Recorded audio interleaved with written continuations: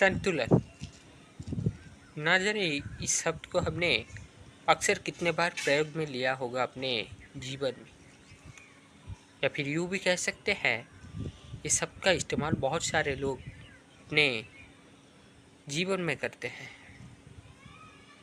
परंतु इस शब्द का जो वास्तविक अर्थ है, क्या वो अर्थ हमारे जीवन में दिखाई देता है? क्या हमारा जीवन संतुलित है? क्या हमारा कार्य संतुलित है? क्या हमारा आहार संतुलित है? अर्थात संतुलन ही आधार होता है और संतुलित जीवन ही सार्थक जीवन कहा जाएगा। जब भी आप संतुलन से अलग खड़ा होंगे, यानी चाहे अतिरिक्त की ओर आगे बढ़ रहे हैं या फिर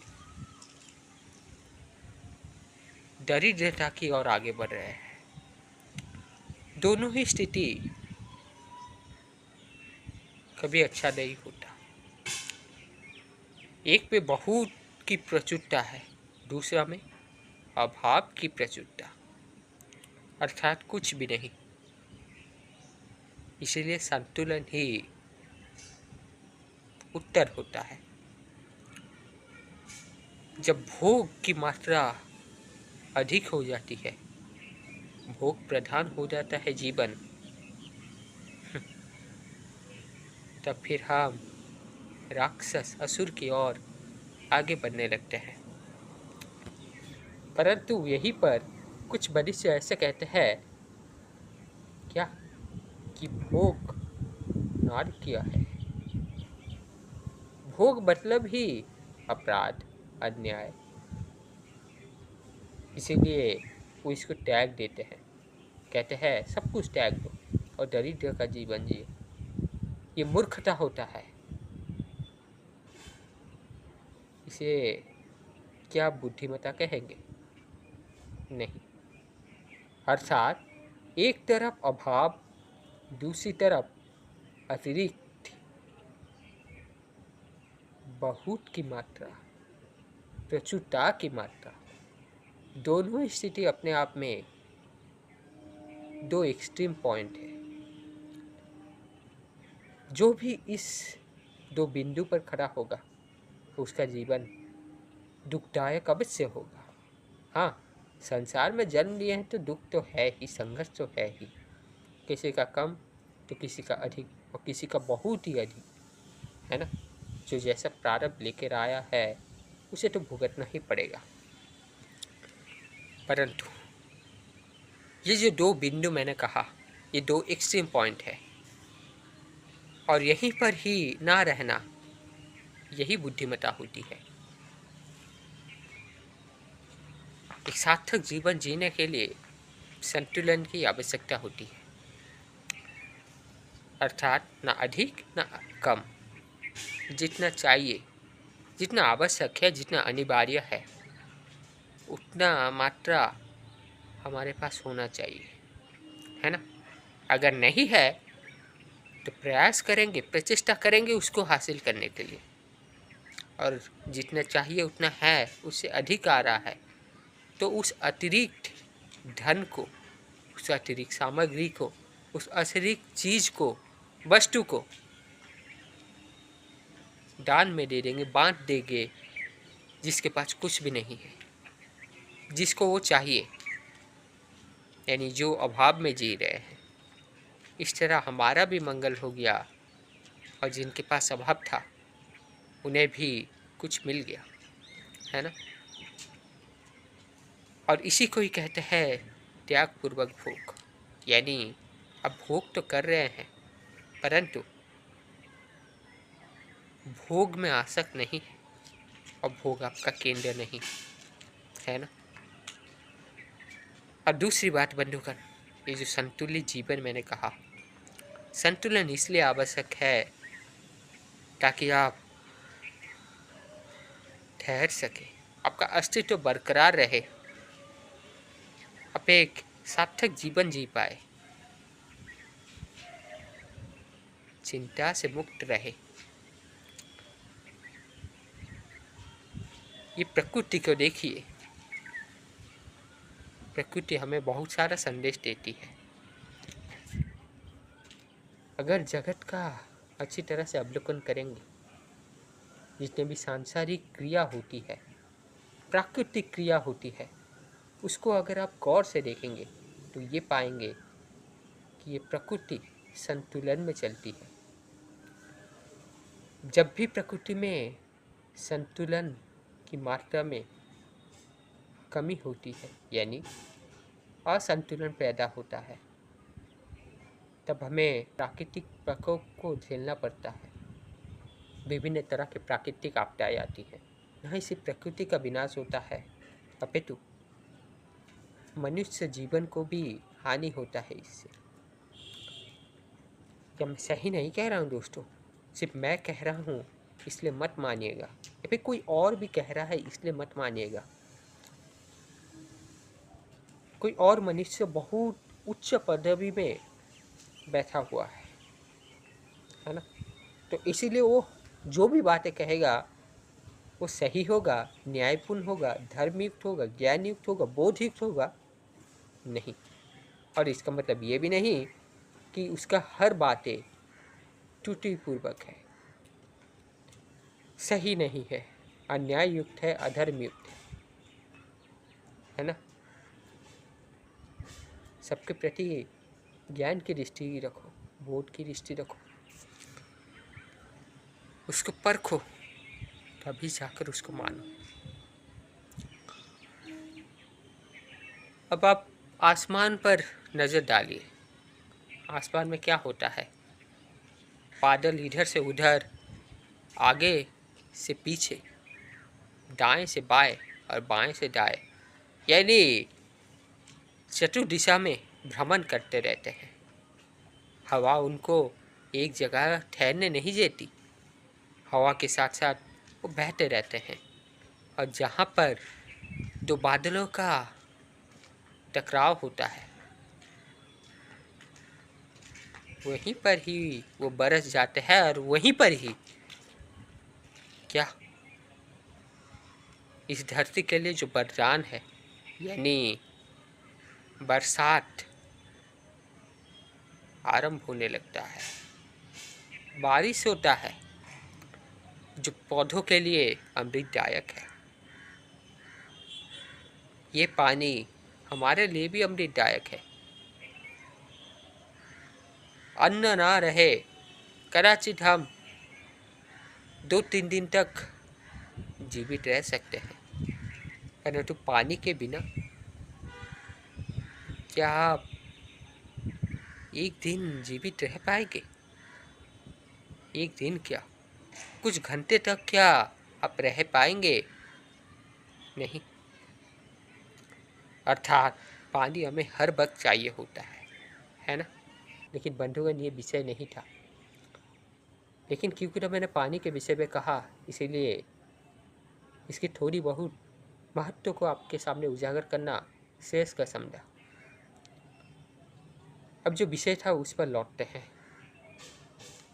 तो ये बादल कैसे बनते हैं?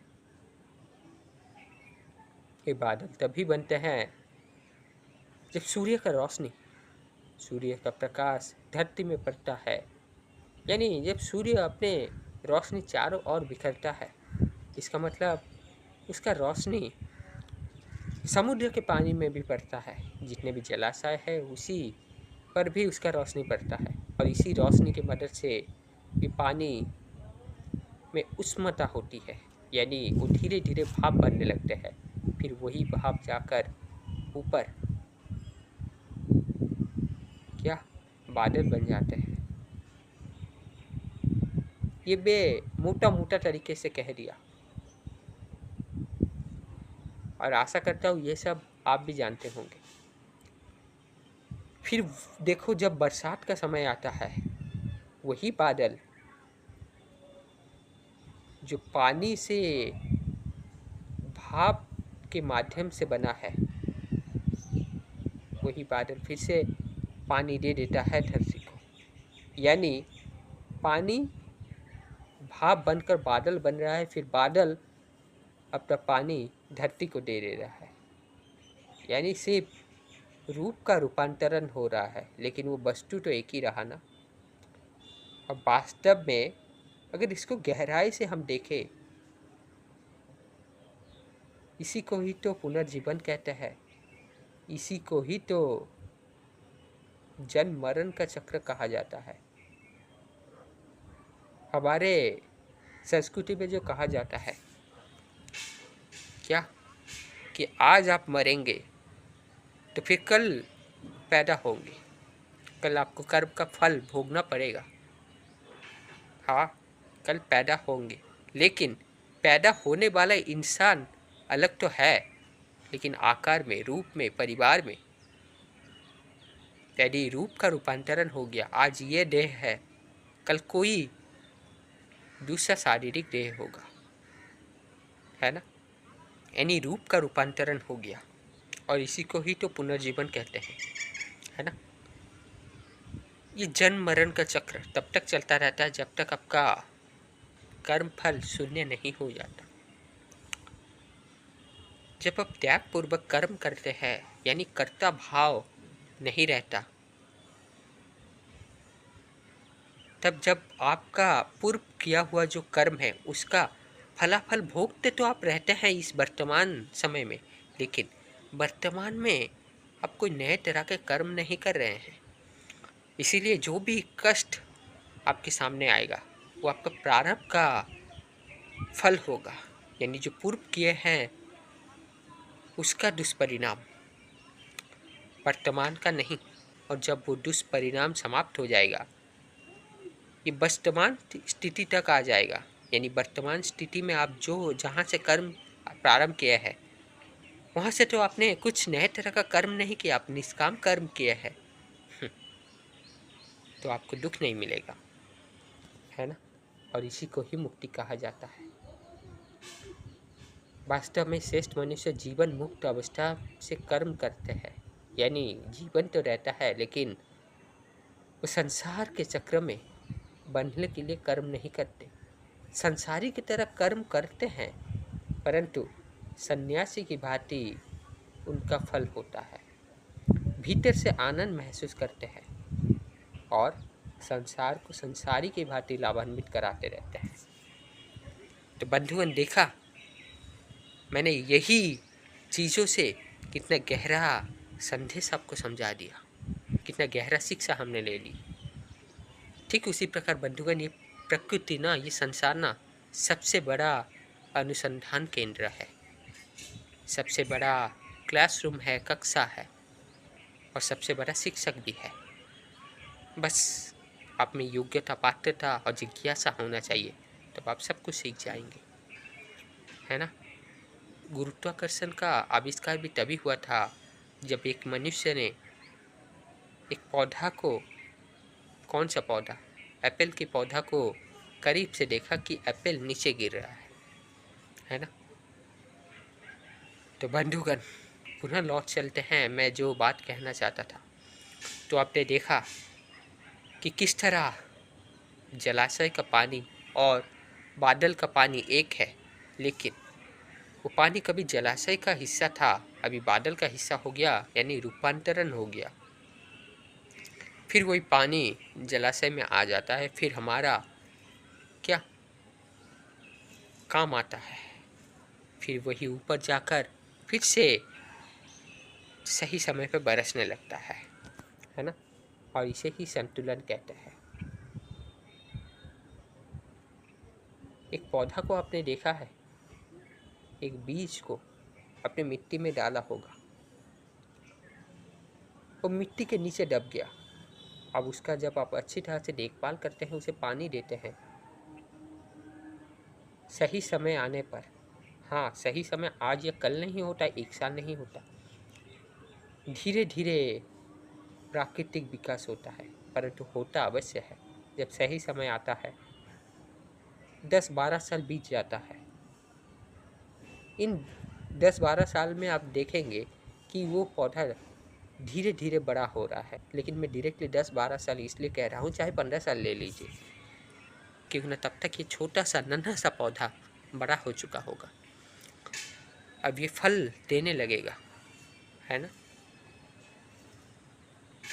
तो फिर इस फल को हम खाएंगे, यानी इसका फल हितकारक हुआ। उस पौधा का अस्तित्व इस संसार में सार्थक कहा जाएगा। अब उसी फल से फिर से एक बीज निकलता है।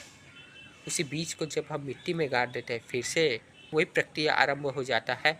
फिर से और एक पौधा जन्म लेता है। यानी देखिए किस तरह अपने संतुलन को, अपने अस्तित्व को बरकरार रखने के लिए प्रकृति अपने आप में ही एक खेल रचाती है।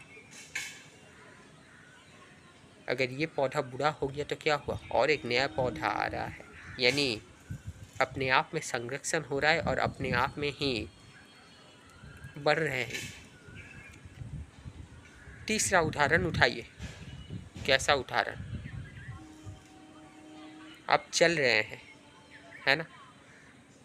आप चल इसलिए पा रहे हैं क्योंकि आप संतुलन में हैं।